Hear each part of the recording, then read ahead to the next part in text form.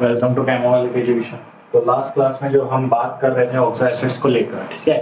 तो उसमें हमने बहुत सारे ऑक्सो एसिड्स के स्ट्रक्चर्स बनाए थे, ठीक है। डिफरेंट डिफरेंट ऑक्सो एसिड्स के नाम लिखना सीखे थे, उनके मॉलिक्यूलर फार्मूला किस तरीके से अरेंज किए जाते हैं, किस तरीके से लिखाए जाते हैं, या क्या उनका कंसेप्ट होता है, वो सारी बातें हमने उसमें सीखी थी, ठीक है। अब अगर आपने लास्ट वीडियो अच्छे से देखा हो तो उसमें एक चीज ऑब्जर्व करी होगी कि उसमें हमने एक बार भी किसी भी हैलोजन एटम को यूज नहीं किया, या किसी भी हैलोजन एटम का नॉमेनक्लेचर उस रूल के अकॉर्डिंग नहीं लिखा, ठीक है। ये बात आपने हो सकता है नोटिस करी हो या नहीं करी हो, लेकिन एक बार अगर आपने वो वीडियो नहीं देखा है तो एक बार पहला वाला वीडियो जो है ऑक्सो एसिड का वो एक बार देखें, ठीक है। तो जो वो स्टोरी जो है वो जो कंसेप्ट है वो कंटिन्यू उसी तरीके से चल रहा होगा, ठीक है। तो अब जो हम ऑक्सो एसिड्स बना रहे हैं वो स्पेशली किसके लिए बना रहे हैं? स्पेशली हैलोजेंस के लिए। किसके लिए? हैलोजेंस के लिए। स्पेशली हम हैलोजेंस को डिस्कस कर रहे हैं, ठीक है। और देखो हैलोजन जो है उसकी अगर हम बात करें तो उनकी जो वैलेंस कॉन्फ़िगरेशन होती है, ठीक है, उसकी जो वैलेंस कॉन्फ़िगरेशन होती है वो ns2np5 ये रहती है। वैलेंस कॉन्फ़िगरेशन ये रहती है, ठीक है। और फ्लोरीन को अगर छोड़ दें, किसको? फ्लोरीन को अगर छोड़ दें तो उनके सबके पास n-1 d ऑर्बिटल mp पड़ी रहती है, ठीक है। सिर्फ फ्लोरीन को छोड़ के, क्योंकि फ्लोरीन जो है हमारे सेकंड पीरियड का एलिमेंट है, और सेकंड पीरियड एलिमेंट यानी कि जो उसके वैलेंस इलेक्ट्रॉन है वो सेकंड शेल में। अगर उसके वैलेंस इलेक्ट्रॉन सेकंड शेल में है तो इसका मतलब उसके पास 2d ऑर्बिटल अवेलेबल होती नहीं है, क्योंकि 2d ऑर्बिटल होती नहीं है, ठीक है। तो यानी कि वो अपने इलेक्ट्रॉन को एक्सपांड नहीं कर सकता। लेकिन क्लोरीन, ब्रोमीन, आयोडीन ये जो है वो अपने इलेक्ट्रॉन्स को एक्सपांड कर सकते हैं और मैक्सिमम ऑक्सीडेशन स्टेट शो कर सकते हैं, ठीक है। इसीलिए जो है फ्लोरीन हमेशा और हमेशा -1 ऑक्सीडेशन स्टेट शो करता है, क्योंकि वो एक तो पूरी पीरियोडिक टेबल का सबसे हाईएस्ट ईएन या यूं कह लो हाईएस्ट इलेक्ट्रोनेगेटिव एलिमेंट है, ठीक है। उससे इलेक्ट्रॉन लेने की ताकत किसी की नहीं है।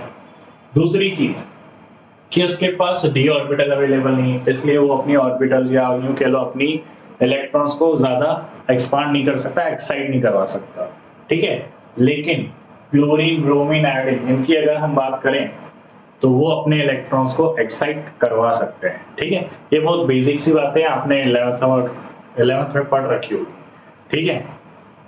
तो देखो अब इनमें कंसेप्ट क्या है। तो देखो हैलोजन जो है वो मैक्सिमम कौन सी ऑक्सीडेशन स्टेट शो कर सकते हैं? वो जो शो कर सकते हैं उनकी मैक्सिमम ऑक्सीडेशन स्टेट होती है +7, ठीक है। चलो एक बार इसको डिटेल में अच्छे से पढ़ ही लेते हैं ऑक्सीडेशन स्टेट के को, ठीक है। देखो क्या है सारी कहानी। अगर मैं हैलोजन की बात करूं, कोई भी हैलोजन एटम है, ठीक है, जैसे क्लोरीन ही ले लेते हैं, क्लोरीन से समझ लेते हैं, ठीक है।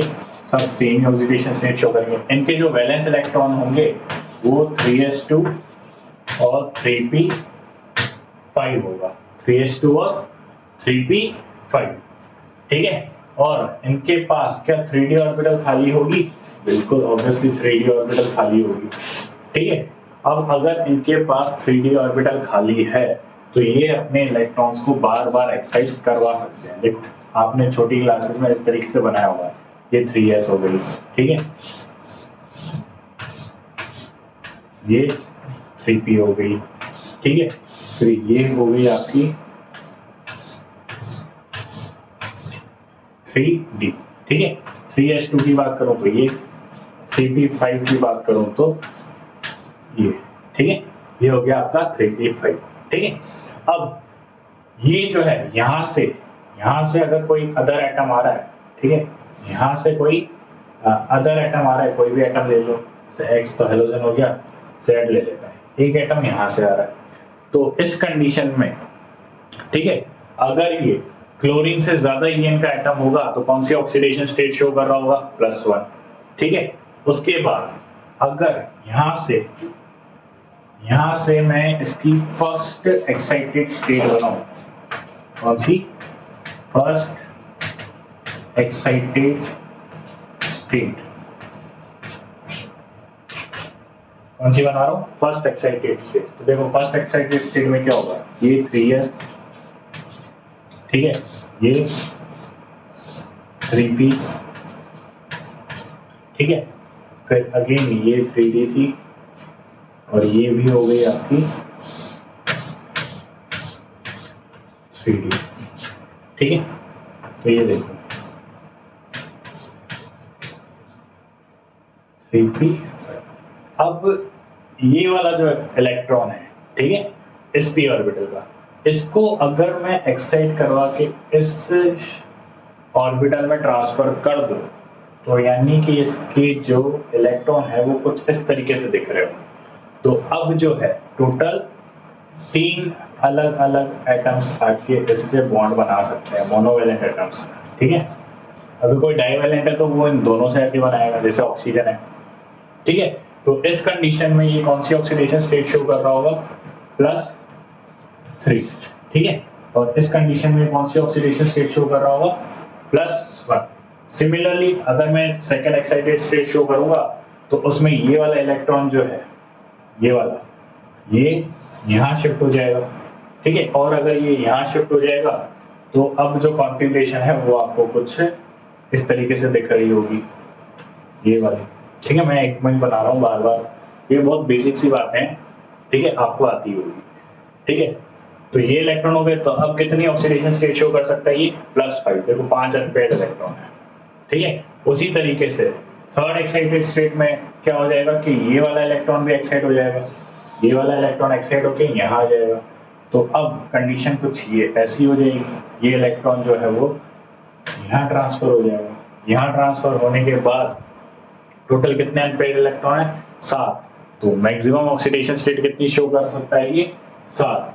तो यानी कि अगर मैं ऑक्सीडेशन स्टेट्स की बात करूँ, सिर्फ और सिर्फ ऑक्सीडेशन स्टेट की, तो ये कौन कौन सी ऑक्सीडेशन स्टेट शो कर रहा था, +7, +5, ठीक है, +5, देन +3 और +1, ये ऑक्सीडेशन स्टेट शो कर सकता है, ठीक है। तो यानी कि ये हैलोजेंस की मैक्सिमम या यूं कह लो टाइप्स ऑफ ऑक्सीडेशन स्टेट है जो वो शो करते हैं जनरली, ठीक है। तो अब हम बात करते हैं, जैसे लास्ट के लेक्चर में हमने कंसेप्ट की बात करी थी, अस एसिड, एक एसिड, ठीक है, हाइपोअस एसिड वगैरह वगैरह, तो उनकी बात करते हैं। यहाँ तक जो हमने बात करी है वो करी है सिर्फ और सिर्फ ऑक्सीडेशन स्टेट के बारे में, ठीक है, कि हैलोजन जो है वो कौन कौन सी ऑक्सीडेशन स्टेट शो करते हैं। तो वो मैक्सिमम +7, फिर उससे कम +5, देन उससे कम +3 एंड देन लास्ट +1। तो ये वो ऑक्सीडेशन स्टेट शो करते हैं, ठीक है। अब हम बात करते हैं स्ट्रक्चर्स के बारे में, ठीक है। तो देखो ध्यान से देखना, अगर हैलोजन जो है वो अपनी मैक्सिमम ऑक्सीडेशन स्टेट में, किसमें, मैक्सिमम ऑक्सीडेशन स्टेट में, ठीक है, halogen maximum state oxidation state of halogen,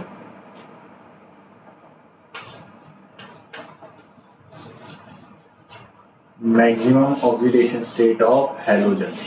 तो इस कंडीशन में जो इसका नाम लिखा जाएगा, ठीक है, इस कंडीशन में जो इसका नाम लिखा जाएगा वो होगा पर, ठीक है, सेंट्रल एटम का नाम, सेंट्रल एटम का नाम और एक एसिड, ठीक है, ये नाम ध्यान से रखना। देखो इसमें पर ऑक्सो नहीं लगाना है, इसमें सिर्फ और सिर्फ इसके पर निकल आते हैं, तो पर लगाना, ठीक है। पर ऑक्सो इसलिए नहीं लगाते क्योंकि इसमें पर ऑक्सी लिंकेज नहीं बनता, नॉर्मल टेट्राहेड्रल स्ट्रक्चर बनती है, ठीक है। वो अभी हम स्ट्रक्चर डिस्कस करेंगे तो उसमें आपको पता चल ही जाएगा। लेकिन इस बात पे ध्यान रखना कि यहाँ पर सिर्फ पर लगता है, पर ऑक्सो नहीं लगता। और जो अदर वाले हमने ऑक्सो बनाए थे उसमें पर ऑक्सो लगता है, ठीक है, क्या लगता है, पर ऑक्सो। आ रही बात समझ में, क्लियर है।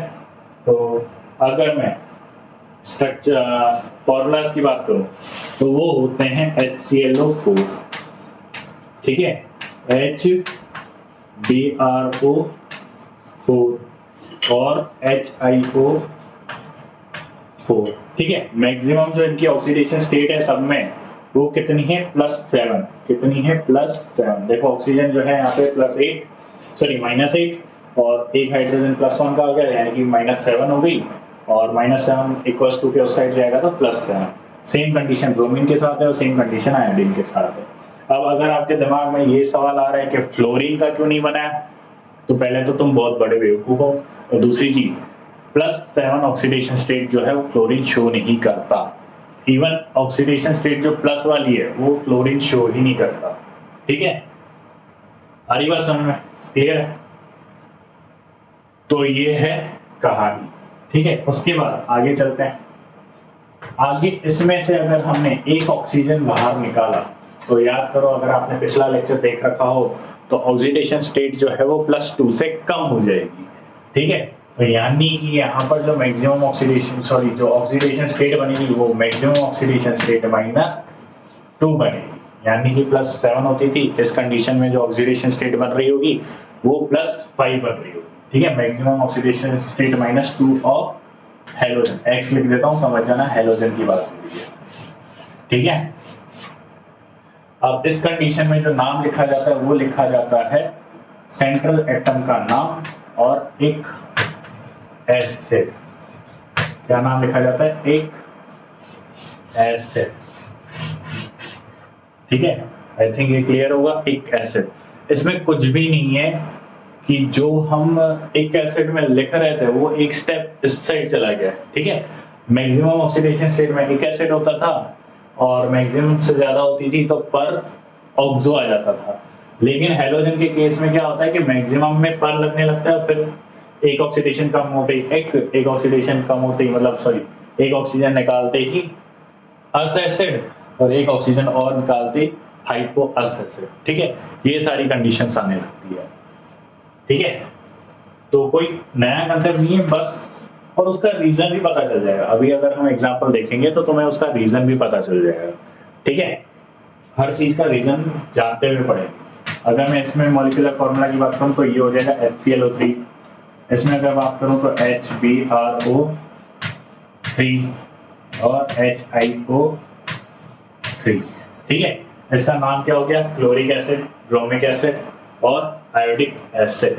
ठीक है, यहाँ पर अगर मैं इनकी बात करूं तो पर क्लोरिक एसिड, पर ब्रोमिक एसिड या पर आयोडिक एसिड। ठीक है, ऑक्सीडेशन स्टेट के बेसिस पर। यहाँ पे अगर मैं ऑक्सीडेशन स्टेट निकालूं इसकी, तो यानी कि 3 ऑक्सीजन की वजह से -6, एक हाइड्रोजन आ गया +1, तो इसकी वजह से क्या बन रही होगी? +5। क्या ऑक्सीडेशन स्टेट बन रही होगी? +5। आ रही बात समझ में? ठीक है, नेक्स्ट आगे चलते हैं। अगर इसमें से एक ऑक्सीजन हमने माइनस किया, यानी कि एक ऑक्सीजन इसमें से निकाला, तो ऑक्सीडेशन अब की बार जो है वो मैक्सिमम से +4 से कम होगी। ऑक्सीडेशन स्टेट जो है वो मैक्सिमम से +4 से कम होगी। ठीक है, और हेलोजन। ठीक है, और इस कंडीशन में जो नाम रखा जाएगा, इस कंडीशन में जो नाम रखा जाएगा वो नाम होगा, इस एसिड का होगा अस एसिड। क्या होगा? अस एसिड नाम होगा इसका, अस एसिड। ठीक है, वीडियो पूरी देखना क्योंकि स्ट्रक्चर्स में भी हम बातें करेंगे इसकी। ठीक है, स्ट्रक्चर्स वगैरह सब कुछ देखेंगे, और एक बात असली से देख लो ताकि डाउट ना रहे मन में। ठीक है, एक बार वीडियो को कंप्लीटली देख लो, क्योंकि एक बार अगर पूरी देख लोगे तो डाउट नहीं रहेगा। ठीक है, अब अस एसिड की अगर हम बात करें तो यहाँ पे सिर्फ एग्जिस्ट करता है HClO2। ठीक है, क्योंकि क्लोरस एसिड एग्जिस्ट करता है और ब्रोमस या आयोडस एसिड जो है वो ऐसा कोई एग्जिस्ट नहीं करता। ठीक है, तो यहाँ पर ये बात ध्यान रखने वाली है कि सिर्फ और सिर्फ क्लोरस एसिड एग्जिस्ट करता है, जिसकी ऑक्सीडेशन स्टेट कितनी हो गई? +3। कितनी हो गई? +3। आ रही बात समझ में?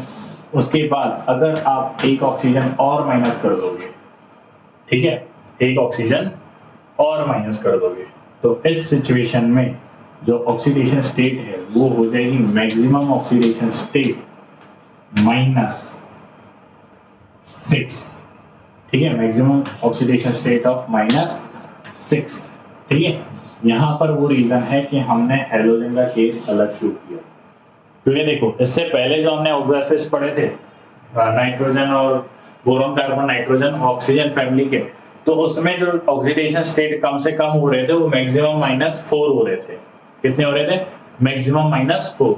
लेकिन हेलोजन के केस में एक और केस आगे तक बढ़ गया, मैक्सिमम ऑक्सीडेशन स्टेट -6 तक केस बढ़ गया। तो उसके लिए हमने क्या किया, अब इसमें तो पेरोक्सो बनते नहीं है, तो हमने सारे नेमिंग को थोड़ा सा एक तरफ इस तरफ शिफ्ट कर दिया, ठीक है। मैक्सिमम वाले को पर लगा दिया और मैक्सिमम से 2 कम वाले को इक लगा दिया, उससे कम वाले को अस, मतलब एक स्टेप जो है वो थोड़ा सा बैकवर्ड कर दिया और कोई चेंज नहीं किया, ठीक है। अब इसमें अगर मैं एग्जांपल्स की बात करूं तो ये जो है वो HOF भी बनता है, HOCl भी बनता है, HOBr भी बनता है, HOI भी बनता है। तो यानी कि अच्छा नेमिंग की तो बात करी नहीं हमने, नेमिंग तो जानते ही हो, नेमिंग क्या होगी, हाइपो सेंट्रल एटम का नाम अस एसिड, ठीक है। नेमिंग क्या होगी, हाइपो सेंट्रल एटम का नाम और अस एसिड, दिखाई दे रहा है, हाँ दे रहा है, ठीक है। तो यानी कि नाम क्या हो गया, फ्लोरस एसिड, फ्लोरस एसिड मतलब hypofluorous acid, hypochlorous acid, hypo bromous acid और हाइपो आयोडिक एसिड, ठीक है। तो ये हो गए हमारे सारे हेलोजेंस के एसिड, ठीक है। सारे के सारे एसिड्स हो गए, इनमें कोई पेरोक्सो वाले एसिड एग्जिस्ट नहीं करते, ठीक है। जो भी एसिड है वो सारे के सारे यही है, एनसीईआरटी में भी यही दे रखे हैं, क्लियर है।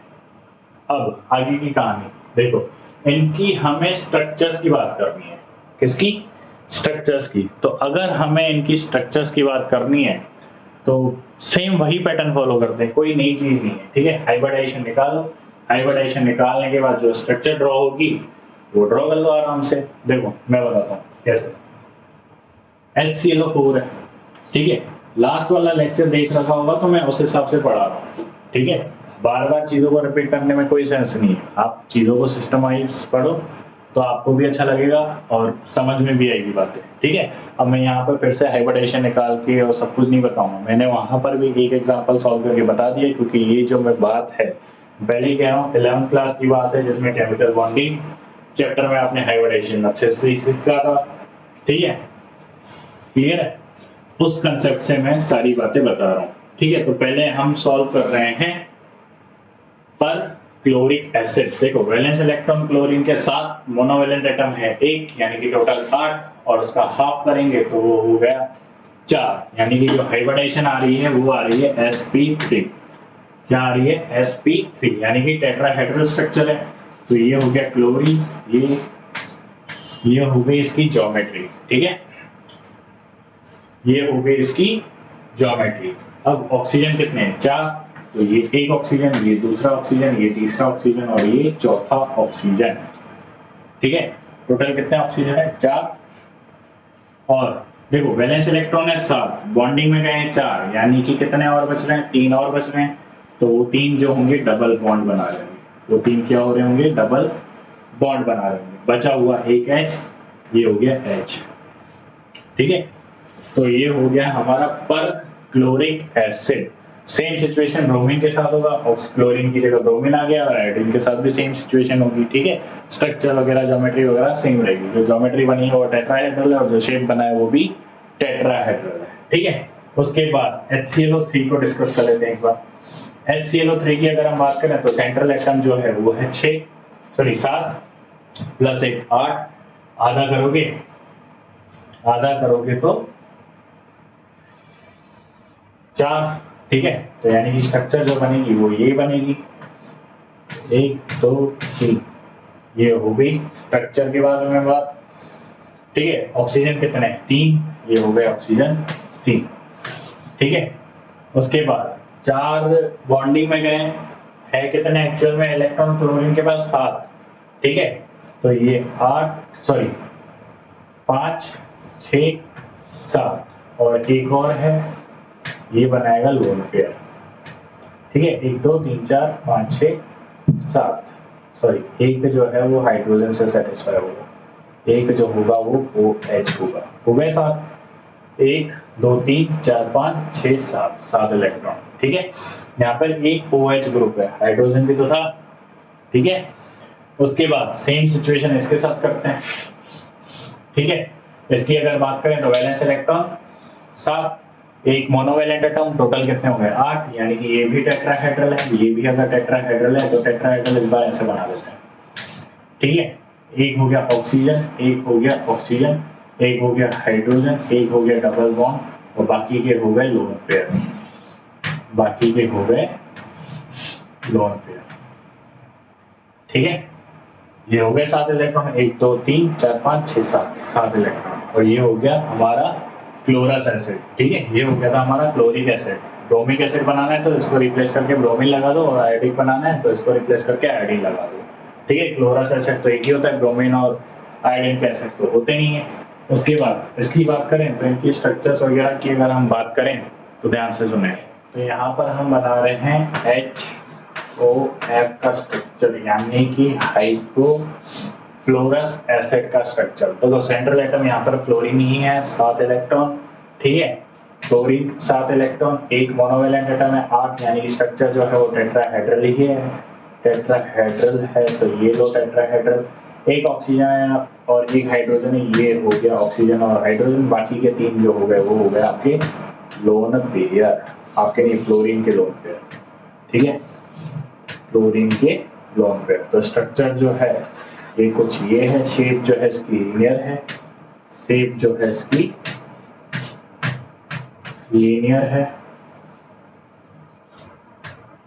और ज्योमेट्री जो है वो इसकी टेट्राहेड्रल है, ठीक है। जो 12th क्लास में अगर सवाल आएगा ना, 12th क्लास में बात कर रहा हूँ मैं सिर्फ, ठीक है। नीट और IIT में तो उससे थोड़ा डीप भी आएगा, अच्छे लेवल के सवाल आएंगे, लेकिन अगर 12th क्लास की बात करें तो इन एसिड का नाम आ जाएगा, नाम से आपको स्ट्रक्चर स्टोर करनी होगी, ठीक है, या फिर इनका मॉलिक्यूलर फॉर्मूला आ जाएगा जिसके हिसाब से आपको इसके नाम भी बताना होगा प्लस स्ट्रक्चर्स भी ड्रॉ करनी होगी, ठीक है। 2 तरीके से सवाल पूछ सकता है, ऐसा तो होगा ही नहीं कि स्ट्रक्चर दे दे और नाम पूछ ले, ठीक है। या तो मॉलिक्यूलर फॉर्मूला देगा जो आपको नाम पूछ रहा होगा और स्ट्रक्चर पूछ रहा होगा, या फिर आपको नाम दे देगा जिससे आपको मॉलिक्यूलर फॉर्मूला पूछ रहा होगा या फिर स्ट्रक्चर पूछ रहा होगा, ठीक है। तो ये हो गए हमारे ऑक्सा एसिड, वो भी हैलोजन की, ठीक है, किसके हैलोजन के, क्लियर है। फिर इसके बाद अब अगर हम आगे बात करें तो सुनना कि बस आज की वीडियो में इतना ही करते हैं, छोड़ो, अगले वीडियो में पढ़ लेना, मौज करो, ठीक है।